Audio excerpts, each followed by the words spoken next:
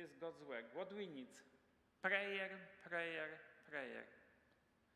Then Polish and Ukrainian volunteers for long-term work. If they will be staying there, we need also some Ukrainian pastor.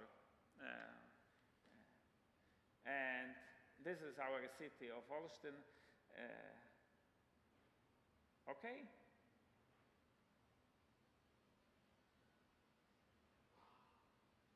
And there was one more picture. Because some ask me, or I have a question, I ask for questions, and one of the questions was, how has this impact you, your family, church, seminary? I told how it impacted me, but this is part of, on the second picture, part of my family, my wife, and with the beard is my son. And my wife, for 20 years, past 20 years, we organized, actually, she did this mainly, camps for young people in Poland. We invite them over to our home. This is why we have a long connection with Ukraine and traveling there quite often. Actually, Hania was in past months 3 times in Ukraine. And of course, bringing also some help. The ladies in blue is Tanya from Kiev. Wonderful ladies. We call her a crisis manager. Is very brave. And my wife usually goes with her to Kiev. And the gentleman, it's a lorry. Hania organized to send a lorry with a supply, with pallets, with food. One pallet costs about $600 to $700, but it's for 100 people for 2 weeks to eat food. I mean, basic food like rice, you know, those. And the last picture, it's sign when they are going. They went first to Lviv and now to Dnieper. And the orange and the color one is this is where there is the fighting, you know, east part of Ukraine. Of course, they are shooting also for some military objects to Lviv further, but mainly the war is concentrating there. Finishing, I would say I have a big hope from the beginning. I don't know for what, but I'm just looking what the Lord will do. In Ukraine, there is a lot of evangelical believers, the biggest number in Europe. There is 150,000 Baptists. Maybe it's not very impressive for America because you have here 20 or 30 millions, but for Europe, it's a very impressive number of Baptists in Ukraine. They are praying, and I hope that the Lord can really change the nation by through the testimony of the believers. Few years ago, I was in Kiev for a special feast. It's like Thanksgiving, but not in November, but it was in September. And there was 200,000 evangelical believers on the main street in Kiev, for, you know, giving thanks to the Lord, praising the Lord. This was, you know, warmed my heart immensely. I thought, when it will be possible in Poland? We have much smaller number of evangelical believers in Poland. You know, Ukrainians are mostly Orthodox, but the Orthodox churches, there are 2 Orthodox churches in Ukraine. One is the Ukrainian and one is under the Moscow Patriarch. It's a lot of history. I don't want to go to the details, but and this is the trip. Next trip, Hania is organizing, my wife, for next week and sending. She's working mostly with the Jewish community, but also sending to Christian churches, you know, these pallets, and we are responding to the needs of people who are there. And we had also some people living in our home. We have 80 years lady, Lydia Andreevna, who is cooking an excellent Ukrainian borscht for us. And my hometown is a small town in the mountains. There are 12,000 people living, and we have 2,000 refugees in this town. But we have this in Poland is an enclave of evangelical believers. We just took them to our homes and see what will happen, how long it will take, and we know that everything is in the Lord's hand. Jesus said, "You will go through the troubles in the world, but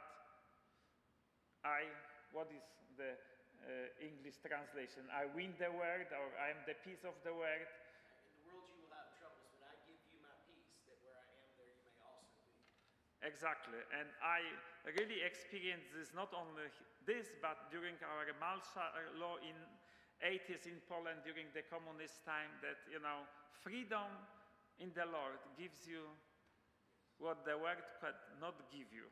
And as a Christian, we should really concentrate on the Lord in the situation and look at the situation from the God's perspective, not only from the media perspective, because it could be a different story.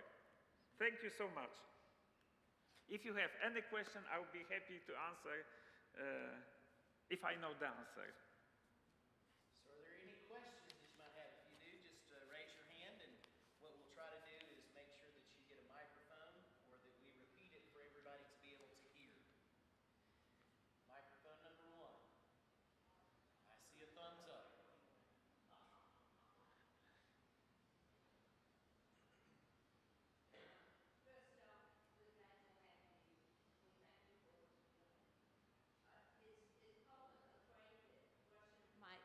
Eventually invade Poland? Or I just wonder how you feel about that. Some people are quite afraid that it could happen. I don't feel this way, but thank you, America, because America is really helping Ukraine with the intelligence information. And this is why the Ukrainians are quite successful, and we were always afraid about the Russian. Living in the middle of Europe, and we have our history with Russia. Actually, I love Russian people, and I pray to the Lord for the Russian people. This is such a huge country with such resources, but the bad ruling and bad religion. I will not say that Orthodox is bad religion, maybe, but it keeps the people in darkness. They could be a prosperous nation, but yes, we are afraid because they are unpredictable. But hopefully not. But yeah. It will be a global conflict if it happened, because Poland is a part of NATO, and then, the NATO will need to fight to help, and actually America is, strengthening the eastern part of Poland with troops and weapons, because this is the border with border of NATO, yes, and European Union.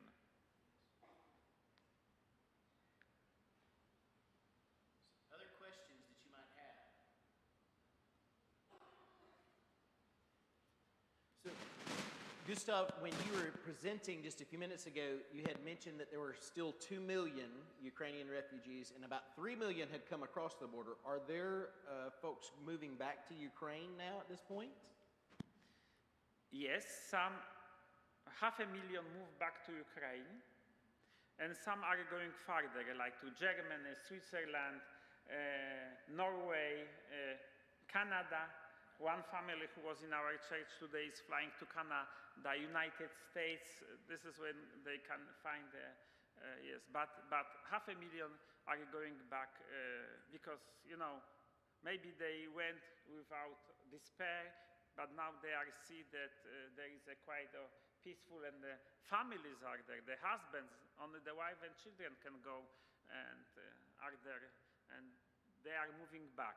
But Kiev, our friends who stay with us there, Kiev, the president of Kiev, do not encourage them to come yet back to home. And some are planning to go back home. I mean, a bigger part will go home back. We don't know when, but there will be some who will make Poland parliament living. Before the war, we had already 1 million Ukrainian workers in Poland. This also, you know, helped to accommodate the refugees quickly. And of course, the government did a lot of good things, like they can travel for free in the country, which helps to move, and schools are free, medical care are free, and people who are receiving also get some stipend from the government. It's for 4 months, and then we'll see what will happen. Are there families that have heard that their loved ones that may still be there? Like, I've heard on the news that there are women and children that came to Poland, and the husband in that family is still fighting. Mm-hmm. Are there those that you have known where the husband has died in combat? Not personally.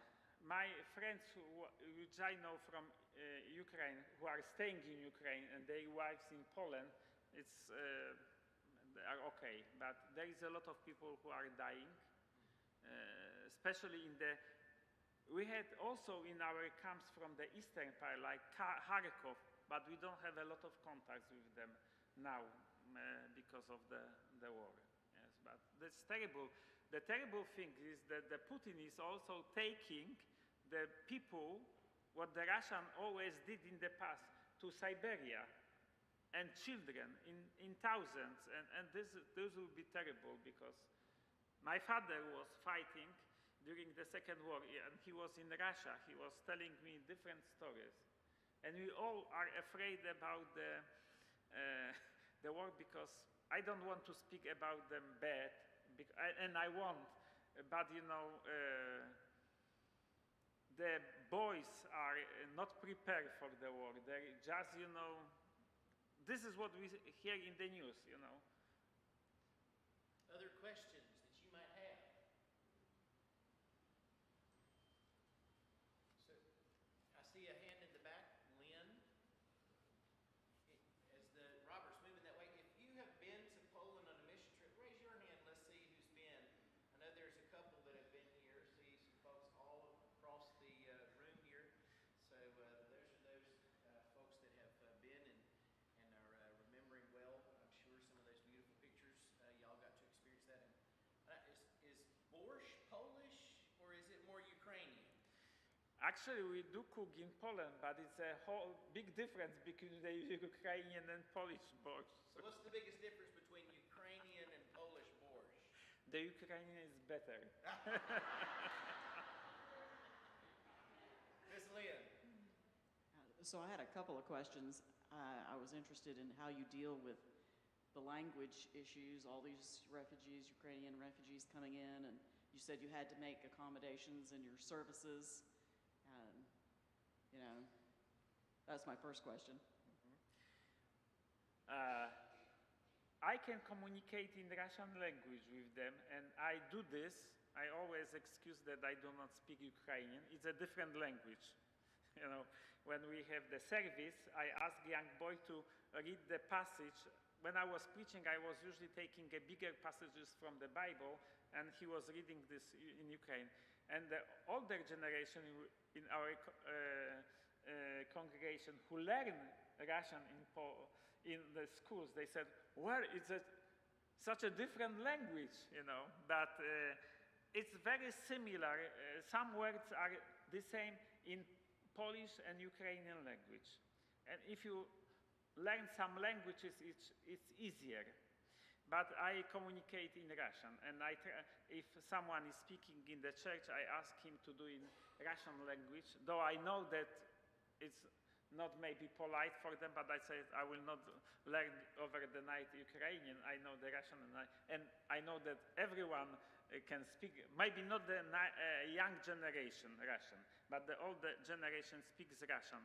And actually the east part also were Russian speaking, and I use Russian, but Find a way. yes, I try always to find a way, or English or Russian. My other question was, do you know of any other Baptist outreach that's trying to help the refugees other than your own church? Actually, all the churches in Poland are involved in the mission. I mean, helping the Ukrainians. I was telling you about the church in Helm, where you were for the mission camps, and they are doing great things. There is my friend, pastor, a good friend, he became Christian when I was a pastor in Gdańsk. We know each other very well, and he is, very creative. He is organizing all the transport to Ukraine. And my wife is going through him with the transport. And they, put in that over 3,000 people. Then at the seminary campus, it's also full of Ukrainian refugees.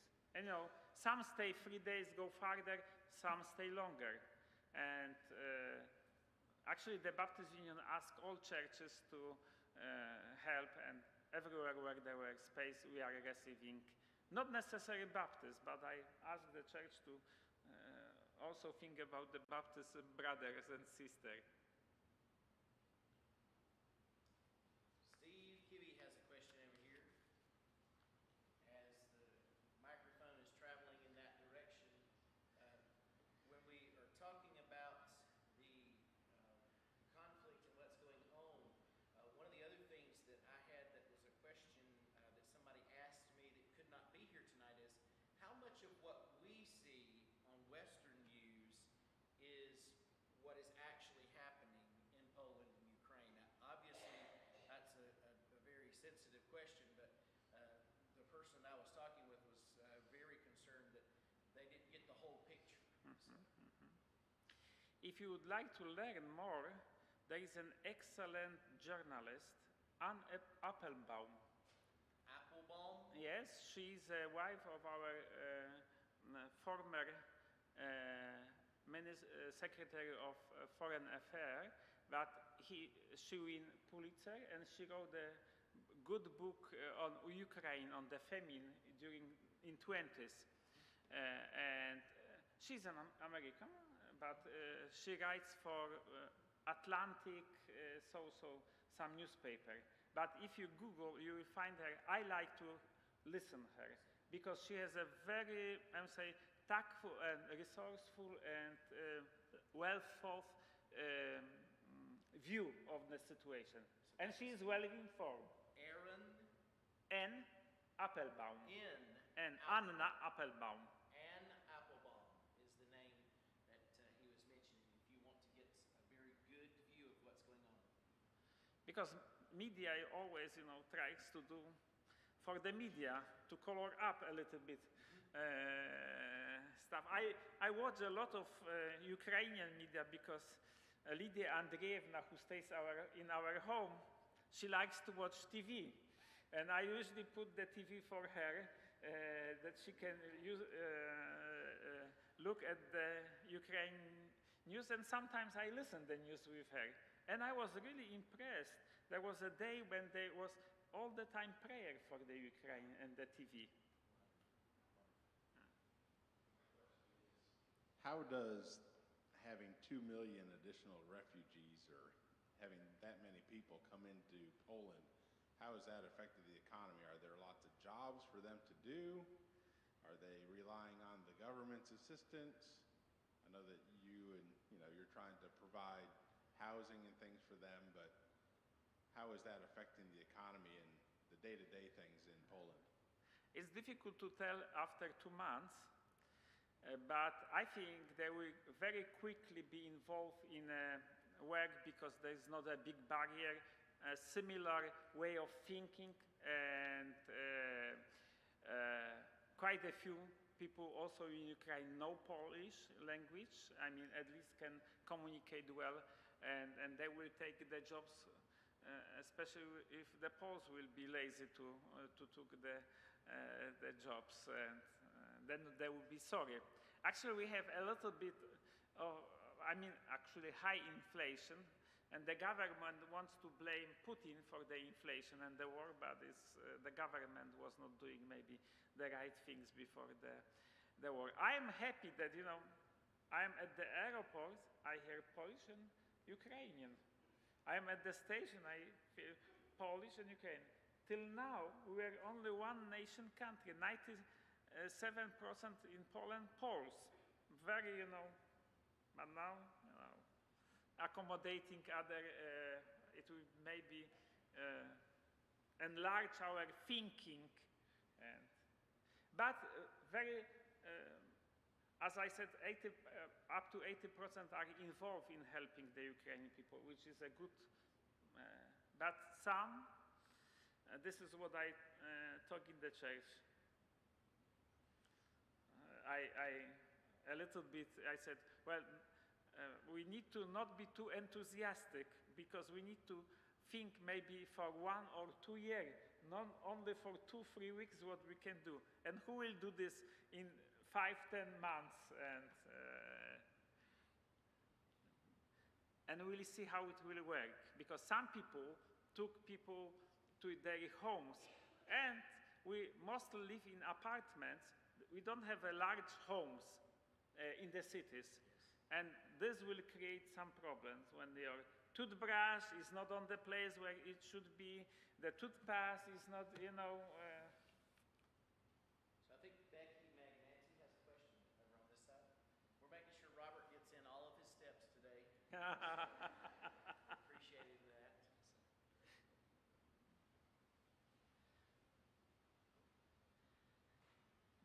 Hi, I was just curious, is COVID-19 playing any part in your country still? All the refugees coming in, have you seen anyone getting sick? And, you know, how is that situation working out? You know, those who believe in the, how you call, that COVID was made up, they said, we were right because there is no COVID subjects now. Because, you know, all the refugees are coming. How you can test the thousands of people coming to Poland? I was tested coming to the United States, of course, I have to. But, you know, they bound, you don't need to use the mask and others, but before was quite difficult. They say that it may come again in autumn. Of course, there are some who are get ill, and it's serious. I'm not joking about it, but you know, those who say, well, it was made up with the COVID. There is no COVID because, you know, they are not talking about the COVID now. Of course, because this situation covered the subjects. It's but we are aware, but the churches are meeting, and we don't have the restriction now. We don't need to use mask only when we visit the doctor office or go to like pharmacy. This is where we need to use this. I have a question right here, Robert, and this will probably be our last question so that we can still have our time to pray. This isn't really a question, it's just a statement. Thank you for doing what you're doing, and you know, the barriers that you say that you may have, or you mentioned earlier about getting out of your comfort zone. Thank you for being an example, not only for where you're at, but for here in the United States, because love and compassion is universal, and it speaks any language. And to hear you guys even say that you're bringing people into your own home, what a great example of Christ. Now, even if you didn't share Christ, you living life of Christ in front of these people, they see it. And so I just want to thank you. Thank you for what you're doing. And I'm not a part of this church. I've heard about you coming, and I'm very proud of this church to know what y'all are doing for them. What a great example here for Spartanburg. You're a light, and you're a city on a hill. It's wonderful. Well, thank you, but I don't deserve this. I think my church members deserve this because they are on the front line. I usually try to hold them, not to be too much involved, that they will run longer, but thank you. We all, from time to time, are faced with the situation how to help, not only to Ukrainians, but here in the United States. We see the homeless, we see the poor, we see the naked, and do we close our eyes or do we try to help? Easier sometimes is close the eyes. But I'm telling, the story of my church members of the Samaritan. You don't need to give them your apartment. Rent them a hostel for a week or this. But thank you so much. Thank you, Pastor, for having me here. We're gonna ask you if you would just take a seat, because I think I'm gonna have someone come up and be praying for you in a minute. But before we have that prayer specifically for Gustaw and for his ministry that he's going to be doing, what I'd like to do is to have each of our sections tonight to be praying for a very specific prayer request. And as we were looking at the presentation, one of the things that Pastor Gustaw brought up was for the young people that have come and are being a part of the youth group. And since we have some of our youth group over here on this side, I'm going to ask if you're in this section, if you would just for the next few moments bow your head and close your eyes and pray for those young people in Poland and in Ukraine, and pray for the ministry that's going on there, that God would be able to do a great work, and that there might be more that would be saved, maybe through the witness of the Ukrainians or through those that are from Poland doing that same sort of witnessing. So just pray for those that are in that youth group. If you're also in this section right here, what I'd like to ask you to do is just to pray very specifically for the, let me get this section to do that over here, because I saw like 5, 6, 7 hands over here of people that went to Poland. So what I want to ask y'all to do is to pray, if you would, those particularly that are right there in that section that went to Poland, for those that are going to be traveling from Poland into Ukraine to bring supplies, and pray for their safety, and pray that God would bless that effort, and most especially that it would be a witness that would be seen across the world to how Christians help one another. So if you're in that section, or if you're one of those that travel to Poland, if you'll be praying for that. And then for those that maybe are in this section and those that might be even farther back, if you would pray particularly for the women's group that you started. I was thinking about that, and what a great need there's going to be as these women continue forward to have encouragement and the right sort of Christian witness in their life and Christian encouragement to go forward. So for the next few moments, why don't we pray in our sections? You can maybe get together with a few of the people that are right close to you for these different requests. And then I'd like to ask if Tony would come and particularly lead us in a prayer for Gustaw and for the work that he does in Poland. And Tony, if you want to make your way on up here, we'll make sure you get up here safely too. So, but if you would, let's pray together for the next few moments, okay?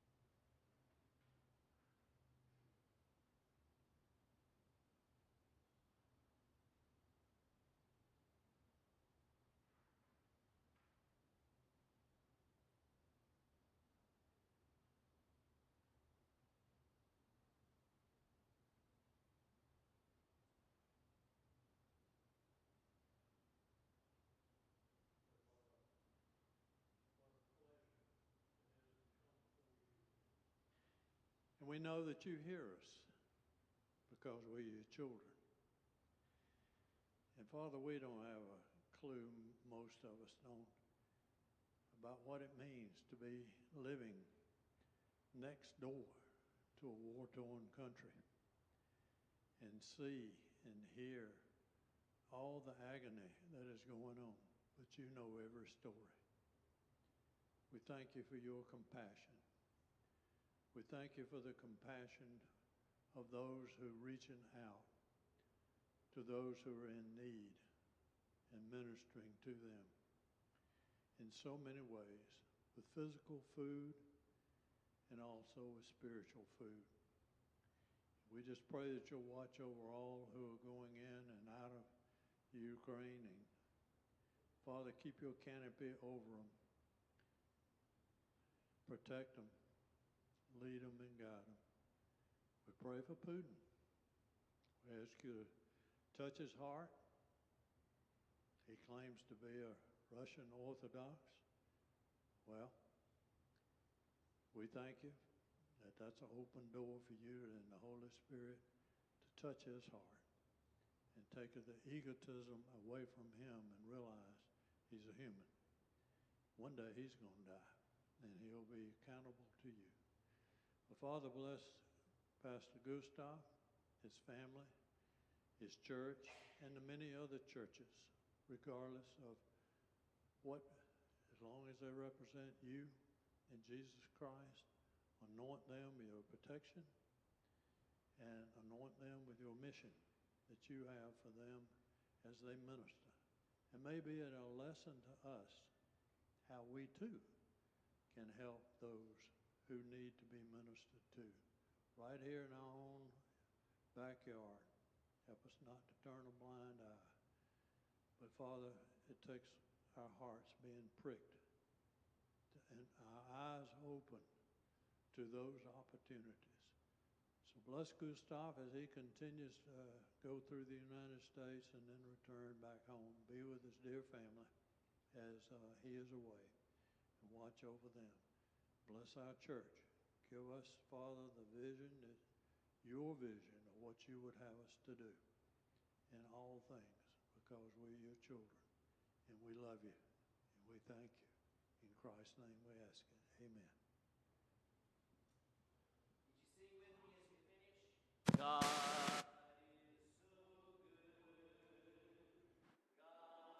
is so good. He's so good to me. He answers prayer. He answers prayer. He answers prayer. He's so good to me. Thank you so much for being here this evening, and God bless you.